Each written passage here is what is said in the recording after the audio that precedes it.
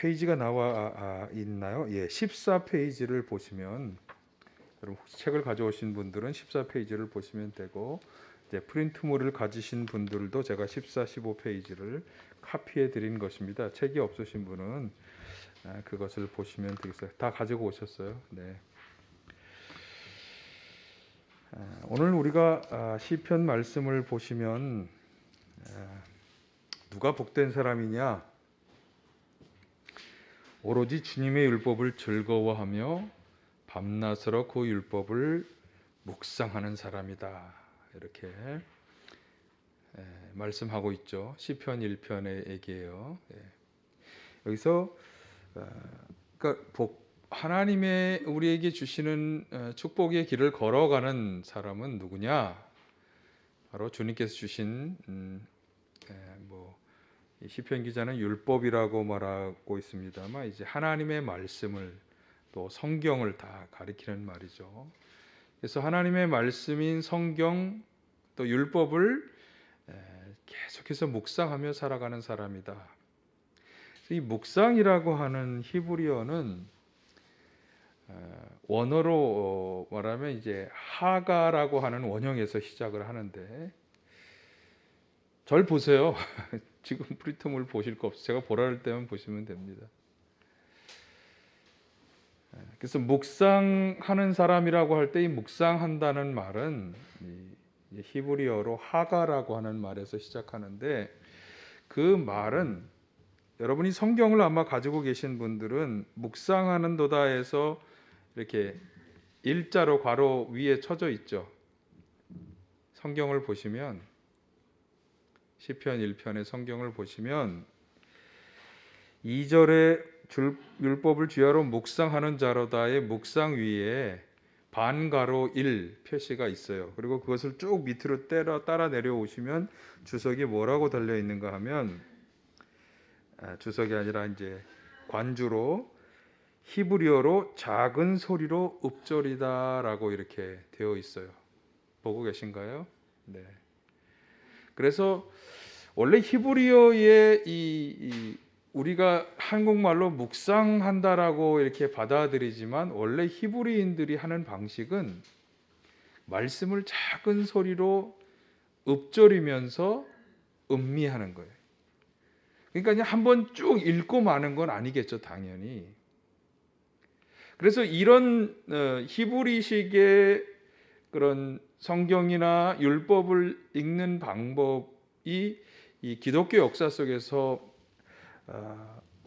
가장 나타난 게 언제냐 하면, 언제가 아니라 방식이 뭐냐 하면 렉티오 디비나라고 하는 방식인데, 이게 라틴어예요. 근데 그것은 직역해서 거룩한 읽기라는 의미를 가진 말이에요. 그러니까 수도사들이 하나님의 음성을 듣기 위해서 아주 집중을 하고 자기 내면을 이렇게 작은 소리로 이렇게 읊조리면서 간구하는 기도의 수련의 한 방식으로서 이 소리내어 성경을 읽는 방식을 택한 것, 이게 렉티오 디비나라고 하는 것인데요. 그러니까 낮은 음성으로 작은 소리로 노래를 부르듯이 읊조리면서 성경을 암송하는 이런, 지금 이 구약의 지금 우리가 보았던 시편 1편의 이 성경 묵상 방법을 이제 고대와 중세 수도사들이 그것을 자신의 어떤 렉티오 디비나라고 하는 그런 형식의 묵상 방법으로 행하였던 것입니다. 그런데 이 렉티오 디비나, 거룩한 성경을 읽는 것은 세 단계로 이루어졌다 그래요. 이것을 소개해드리는 이유는, 우리가 성경을 읽을 때 이걸 좀 아시면서 읽으면 좀 더 우리가 원형적인 방법으로 할 수 있기 때문에 말씀을 드리는 것인데, 그래서 첫 번째는 소리를 내서 읽는 것입니다. 그냥 눈으로만 읽는 게 아니고, 귀로만 듣는 게 아니고, 눈으로 보고 귀로 듣고 입으로 말하는, 세 가지가 한꺼번에 이루어지는 거. 소리를 내는 것은, 그래서 뭐 큰 소리는 할 거 없고요, 작은 소리로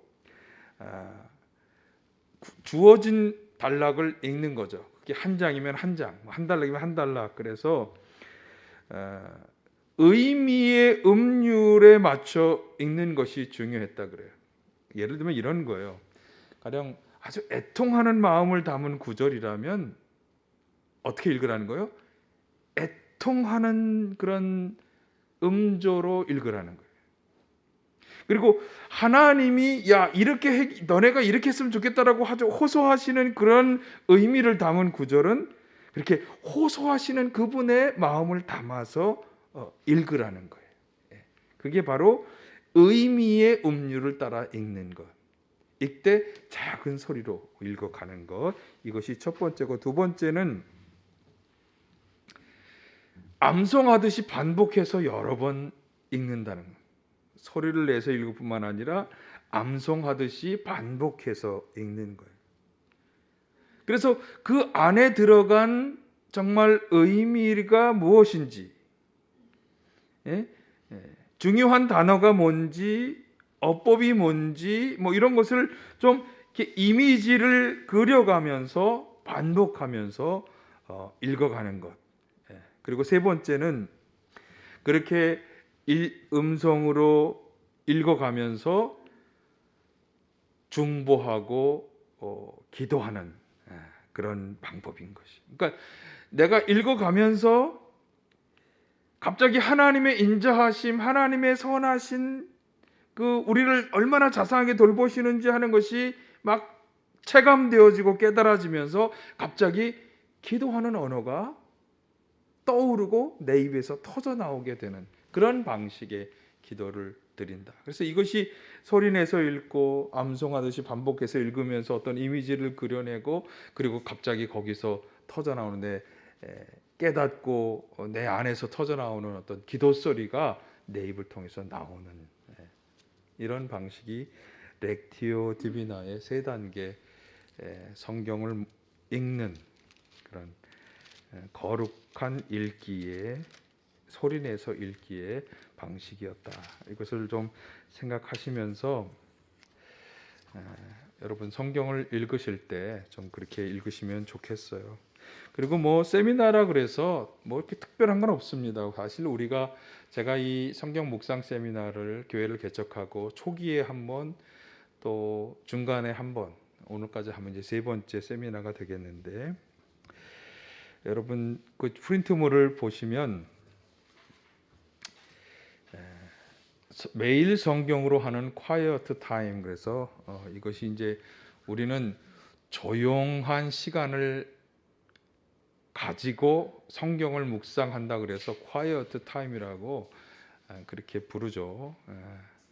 그래서 거기 보면 기도, 성경 읽기, 묵상하기, 적용하기, 그리고 본문 해설, 기도 이렇게 거기 나온 표시들을 이렇게 설명해 놓고 있는데요. 제가 여기에 따라서 이제 설명을 드릴 텐데, 일단 이 매일 성경을 펴시면 왼쪽 페이지는 여러분 한 22쪽을 한번 펴보세요. 22쪽을 펴보시면 왼쪽은 해설이에요.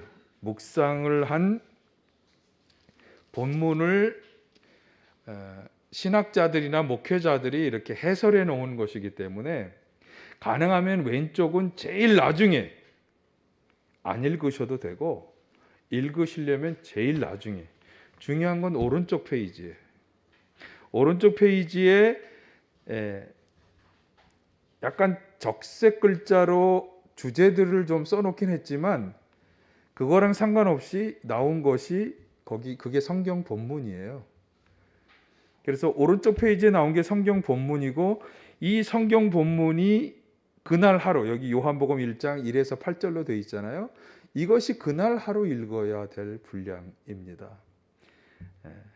그래서 많지도 않잖아요. 그러니까 오래 걸리지도 않는 거예요. 대신에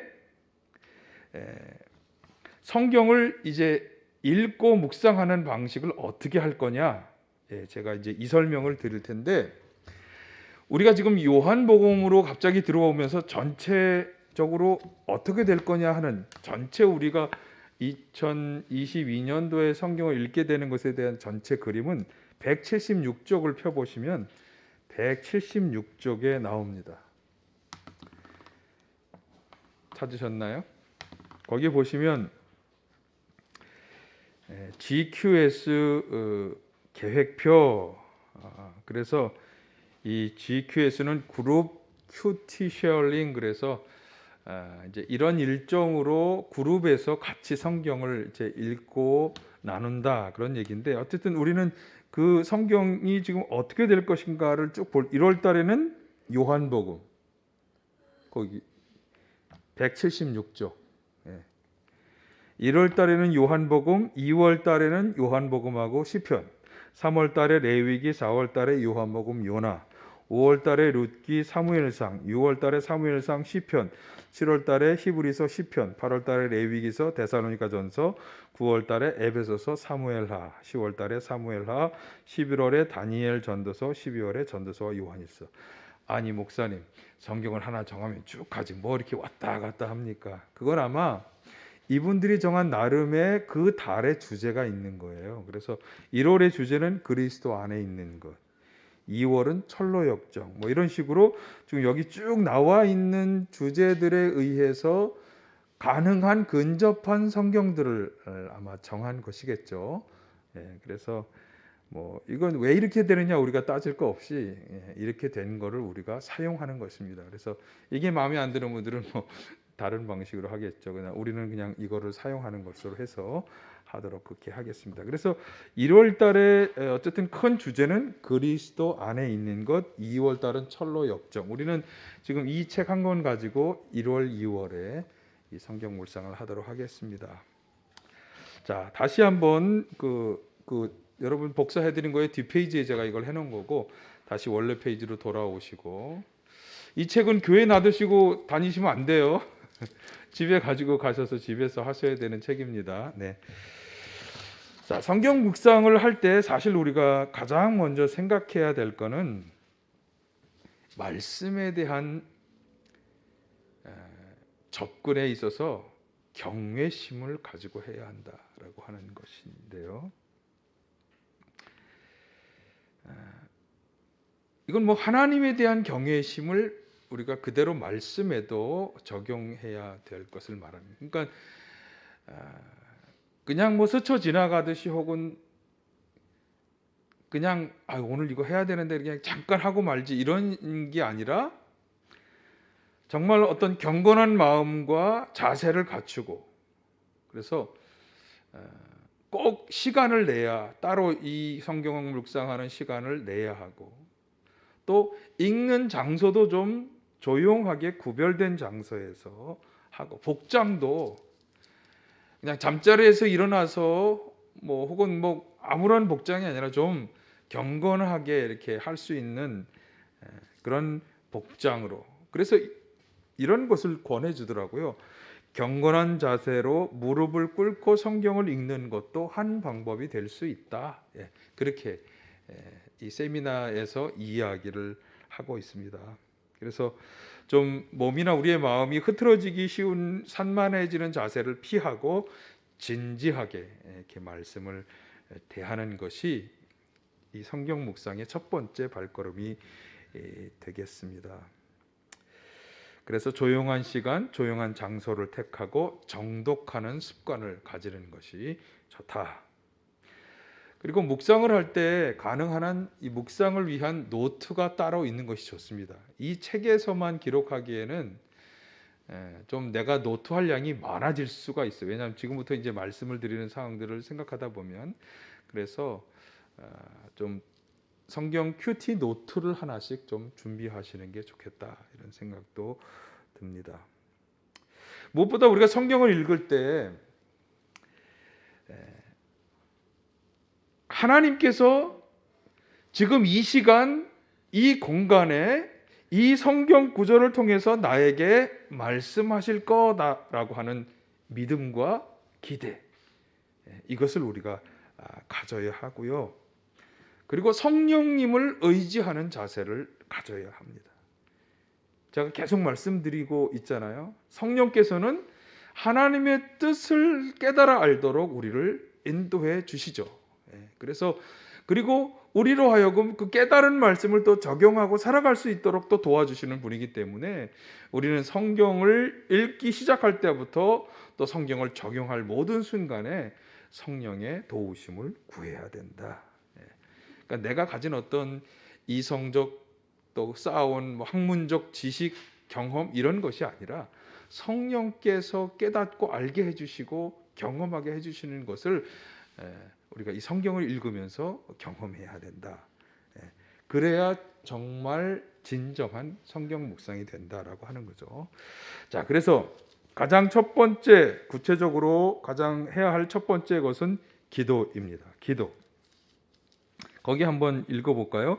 겸손히 주님을 만날 기대를 품고 말씀에 대한 바른 이해를 위해 기도하십시오. 그렇게 기도하셔야 되고요.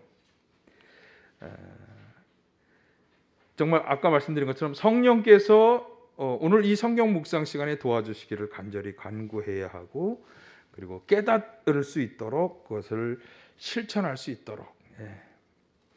그러니까 이 준비 기도가 왜 필요하냐면 이 기도를 통해서 우리가 내 중심적이고 나 주관적인 태도를 우리가 버리고 하나님과 성령님에 의해서 내가 이것을 보겠다라고 하는 그런 자세를 가질 수 있기 때문이기도 합니다. 그래서 여러분 항상 성경을 읽기 전에 기도하시는 것 굉장히 중요합니다. 자, 그리고 성경을 이제 읽어가야 하는데요. 여기 있는 것처럼, 그리고 아까 렉티오 디비나처럼 소리내서 읽는 것이 필요합니다. 그래서 성경을 천천히 소리내서 읽고, 또 필요하면 줄치면서 표시하면서 읽고, 그리고 읽으면서 또 바로 뭔가 깨달아졌다면 기록하면서 읽고, 그런 방식을 지금 권면하고 있죠. 그래서 반복해서 읽되 이렇게 하시면 좋습니다. 언제, 어디서, 누가, 무엇을, 왜, 어떻게 해야 하는가. 이게 바로 육하 원칙이죠. 이 육하 원칙에 대해서 주의하면서 그것이 이 말씀 속에 어떻게 들어가 있는가를 보면서 최소 3번 정도 이렇게 읽으시기를 권면하고요. 그리고 읽고 나서 내용이 어쨌든 우리가 여기서도 보지만 한 8절 정도 되는 내용인데, 이 내용을 2줄이나 3줄 정도로 요약해서 내용을 정리할 수 있도록 읽어야 하는 거죠. 그게 안 되면 좀 더 읽어야 되고, 그게 금방 됐다면 뭐 거기서 멈추면 되고.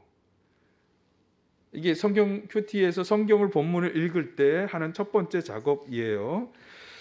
그리고 그렇게 한 2-3줄 정도로 내용이 요약되었다면, 그러면 아마 그 요약문에는 큰 주제나 대의 이런 것이 들어 있을 것입니다. 이제 그것을 정해보는 것도 중요하다. 그래서 사실 이 큐티 책에는 저는 이렇게 소제목이 달려 있는 것을 처음에는 좀 무시하시면 좋아요. 그래서 여러분이 그 소제목대로가 아니라 여러분이 한번 정해보고 그것이 맞는가를 확인하는 그런 정도로 사용하시면 좋겠습니다.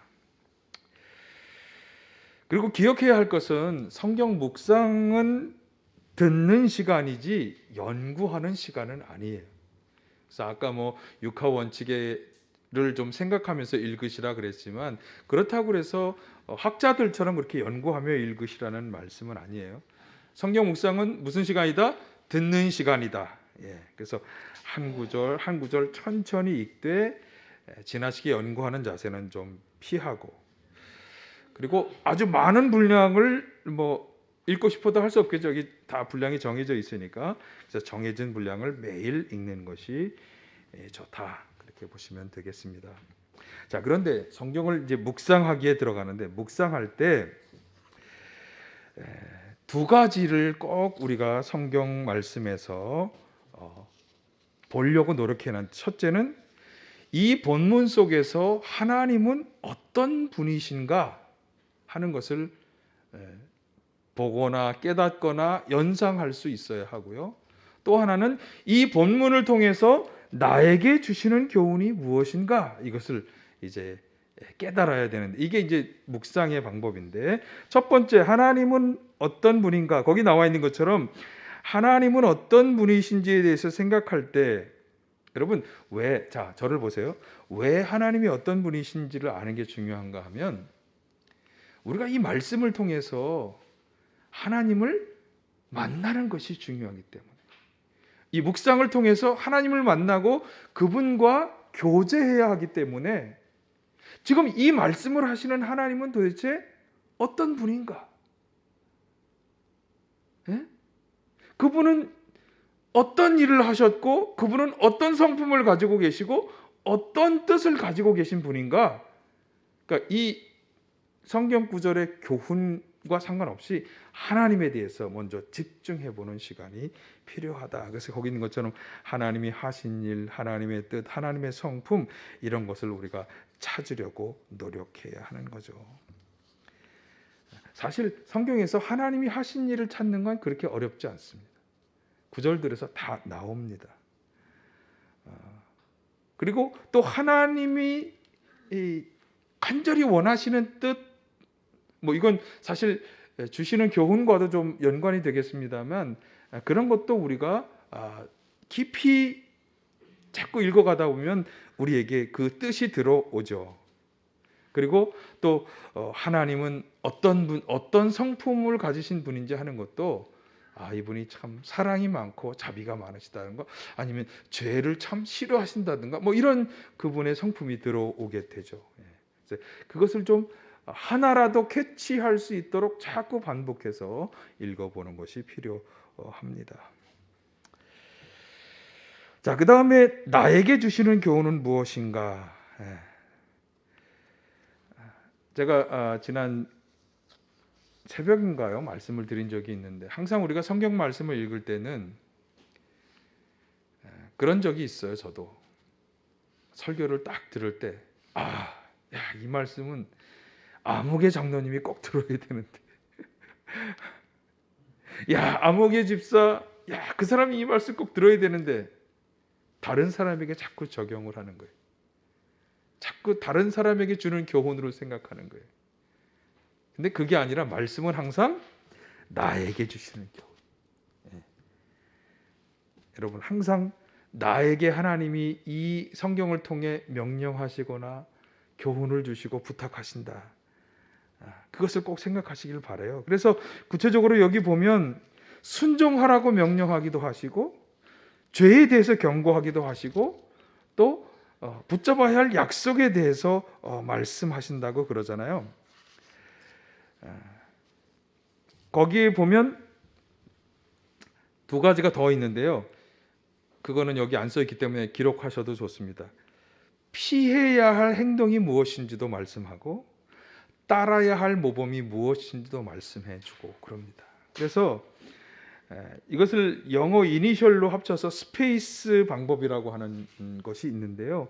그래서 sin, promise, action, command, example. 그래서 자백하거나 붙잡거나 피해야 하거나 순종하거나 따라야 할 모범들을 쭉 열거 하고 있습니다.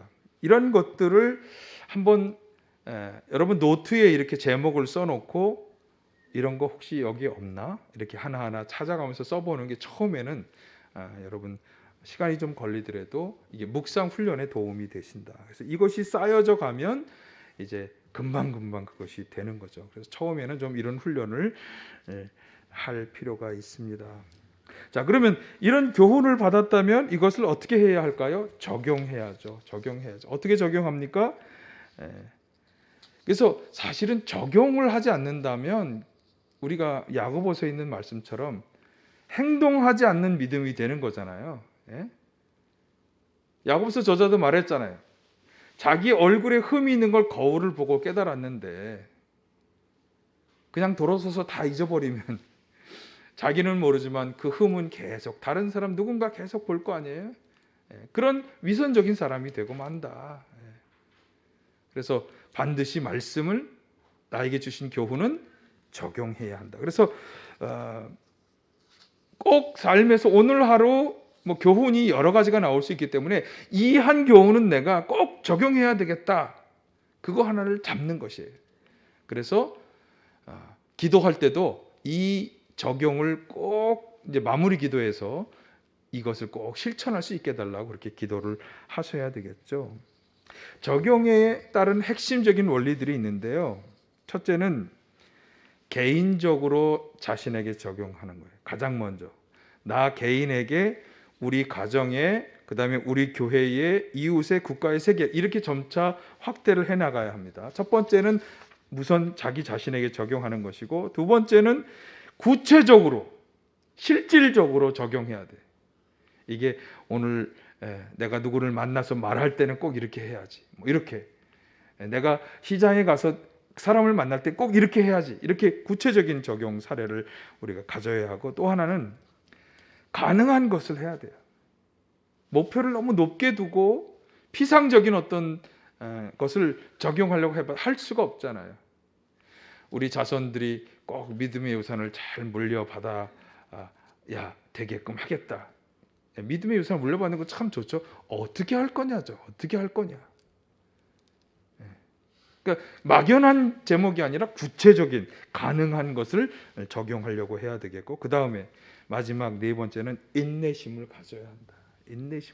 적용은요 인내심이 필요합니다. 그래서 반드시 내가 오늘 하루에 이거 하나는 꼭 해야 되겠다. 끝까지 자는 시간까지 그렇게 하려고 노력을 해봐야 합니다. 사실 이것은 4P라 그래서 영어로 말하면 Personal, Practical, Possible, Patient라고 나와 있습니다. 그래서 이런 원리를 적용하시면 참 좋다. 여기서 좀 우리가 조심해야 할 것은 너무 많은 걸 적용하려고 하다 보면 벅차. 성경에서는 참 많은 걸 내가 찾았는데, 나에게 주시는 교훈이 뭔지, 하나님이 뭘 원하시는지 찾았는데 그걸 다 하기는 벅차요. 벅차다 보면 한두 번 하고 말게 되죠. 그러니까 너무 많이 하려고 하지 말고, 그 다음에 부정적인 것, 하지 말아야 할 것, 잘못된 것들을 계속 하다 보면 내가 너무 사람이 작아져, 소극적이 되잖아요. 그래서 부정적인 면에만 주목하지 말고, 그런 것을 꼭 하지 말라는 건 아닙니다만 긍정적이고 미래적인 것들을 자꾸 찾아보려고 노력해야 하고요. 그 다음에 그러니까 이 문맥 안에서 해야 된다. 이게 참 애매한 이야기인데 뭐냐 하면, 사람들이 자꾸 자신의 틀에 맞추는 거예요. 성경 안에 적용하는 게 아니라 이거는 이렇게 하면 돼. 자기 방식으로 변화를 너무 많이 시키는 거죠. 그렇게 하려고 하지 말아야 한다. 이게 사실은 어떻게 보면 우리에게 다가오는 유혹입니다. 유혹. 그래서 확대하거나 왜곡하려고 하는 유혹. 내 생각을 가지고 하나님이 이렇게 하라고 하셨어라고 하나님의 생각을 자기 생각에 틀어 맞추는 이런 왜곡. 그런 왜곡을 우리가 조심해야 합니다. 그리고 적용 후에는 반드시 하나님께 응답하는 기도를 드려야 돼요. 내가 깨달은 거에 대해서 하나님, 제가 오늘 이걸 깨달았는데요. 그래서 제가 이렇게 하지 못하는 것을 회개합니다. 회개 기도도 하고, 그리고 그래서 오늘 하루 이렇게 살기를 원합니다. 응답하는 기도. 실천할 수 있는 힘과 도우심을 구하는 기도. 내 욕심을 버리고 나를 부인할 수 있는 능력을 달라고 하는 기도, 이런 기도를 드려야 되는 거죠. 그래서 적용에는 항상 응답하는 기도가 꼭 있어야 한다. 이것이 어떻게 보면 마무리 기도가 되겠습니다. 그리고 이제 개인적인 묵상은 그렇게 끝나지만, 만약 우리가 속회 모임이 있거나 아니면 소그룹 모임이 있다면 그것을 서로 나누는 것도 굉장히 중요하죠. 그래서 다른 사람이 이 말씀을 통해 어떤 교훈을 받았는지, 그것을 가지고 어떻게 살아가려고 노력했는지를 들으면서 내가 모르는 것도 깨닫고 또 나에게 도움이 되고 자극이 되고, 신앙적이죠. 이건 신앙적인 도움이 되고 자극이 되고 격려를 받고 도전을 받게 되고, 그래서 이 묵상을 나누는 모임이 굉장히 필요합니다. 우리 교회에서도 이제 소그룹 공부를 할 때 그렇게 했던 경험들이 있으시기 때문에 나눔이 중요하다 하는 것을 마지막으로 강조 말씀해 드립니다. 그리고 나서 적용을 내가 이렇게 해야 되겠다라고 적은 걸 가지고 응답하는 기도를 드리면 이제 자기 묵상은 끝난 것입니다. 그리고 이제 다른 사람들과 나누는 건 이제 차후의 문제이겠죠. 그런데 여기서 우리가 마지막으로 그러면 내가 오늘 묵상을 잘했는가 못했는가 그런 방식으로 왼쪽에 있는 해설을 읽으라는 게 아니에요. 이거는 나 혼자 묵상을 했기 때문에 나 혼자의 독단에 빠질 수 있기 때문에 이분들은 어떻게 보았는가, 이게 이제 일종의 나눔이겠죠. 나 혼자 이 책을 쓴 분과의 나눔이 되겠죠. 그런 방식으로 좀 읽고 참고만 하시라 하는 거고, 야 이렇게 하는구나, 아유 내가 한 건 아무것도 아니야, 이런 식의 생각에 빠질 필요는 전혀 없는 것입니다. 하나님은요 우리 각 개인을 너무나 소중하고 사랑하시는 분이에요. 제가 돌아오는 주 설교 준비를 하다가 오늘 와서 제가 이 말씀을 드린지 모르지만, 하나님은 우리를 구원하시기 위해서 독생자 아들을 내주셨잖아요. 그걸 속량이라고 그러죠. 우리를 속량해 주셨기 때문에 우리를 하나님의 것, 하나님의 소유가 되었다고 말씀해요. 근데 그 하나님의 소유라고 하는 말을 원어적으로 들어가 보면 하나님의 보물이 되었다는 거예요. 그만큼 우리를 사랑해 주시는 거예요. 저와 여러분은 하나님의 보물이에요. 보물. 우리가 믿음 안에 살아가는 한.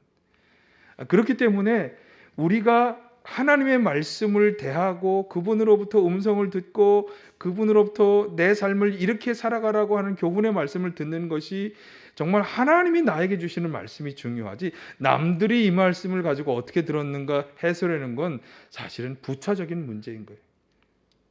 그러니까 여러분 왼쪽에 있는 해설에 너무 집착하지 마시고 오른쪽의 성경 본문을 가지고 여러분이 열심히 읽고 거기서 나에게 주시는 말씀도 받고 내가 살아가야 할 삶의 지표도 발견하고, 그리고 그것을 어떻게 살아가야겠다고 하는 기도를 드리고, 이런 성경을 계속 읽어가면서 그 하나님과 나와의 어떤 긴밀한 교제, 이것이 여러분의 영적 생활에 큰 성장을 가져오게 될 것입니다. 2022년도에는 바로 그런 영적 성장을 이루어가는 우리 모두가 되시기를 간절히 축원합니다. 사랑의 아버지 하나님, 오늘 저희들